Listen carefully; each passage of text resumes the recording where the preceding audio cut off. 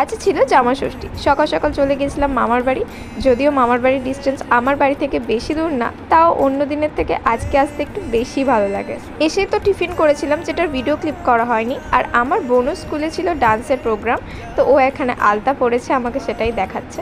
কিছুক্ষণ পর বাবার সাথে চলে গেলাম একটা ইলেকট্রনিক্সের দোকানে, যেখান থেকে এই স্ট্যান্ড ফ্যানটা নেওয়া হলো। দিদুনকে এবছর জামা ষষ্ঠীতে স্ট্যান্ড ফ্যান গিফট করা হয়েছে।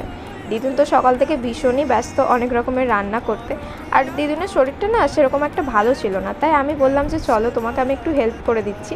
তাই আমি একটু হেল্প করছিলাম। দেন দিদুন সন্দেশ আর ফল কেটে সুন্দর করে সাজিয়ে বাবাকে খেতে দিল, যেটা তারপরে আমি ওপরের ঘরে নিয়ে যাচ্ছি। এখানে এখন সবাই মিলে আমরা ভাগ বসাবো।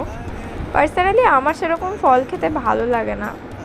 দেন মা মাটনটা কড়াইতে কষিয়ে আর প্রেশারে দিয়ে দিল সেদ্ধ হওয়ার জন্য। তারপরে আমি আর একটা তরকারিও করে নিলাম, আর বাদবাকি যা কিছু রান্না সবই দিদাই করেছিল। আর বোনও আমাকে একটা আইসক্রিম এনে দিয়েছে, আমি এখন সেই আইসক্রিমটা খাচ্ছি আর রান্না করছি। দেন আমি একটু মাটন টেস্ট করে দেখছিলাম কেমন খেতে হয়েছে, বেশ ভালোই হয়েছে। তারপর তো বাবাকে সুন্দর করে সাজিয়ে খেতে দেওয়া হয়েছে, বাবা খেতেও বসে পড়েছে। তো আজকে লাঞ্চে অনেক কিছুই ছিল ভাত, আলু ভাজা, ডাল, স্যালাড, পটল ভাজা, বেগুন ভাজা, আলু কড়াইয়ের তরকারি, মাছের ঝাল, মাটন, চাটনি আর শেষ পাতে দই আর মিষ্টি।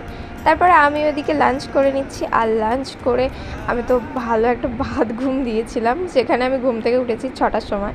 তো আর ভিডিও করা হয়নি, আজকের মতো এই পর্যন্তই, টাটা।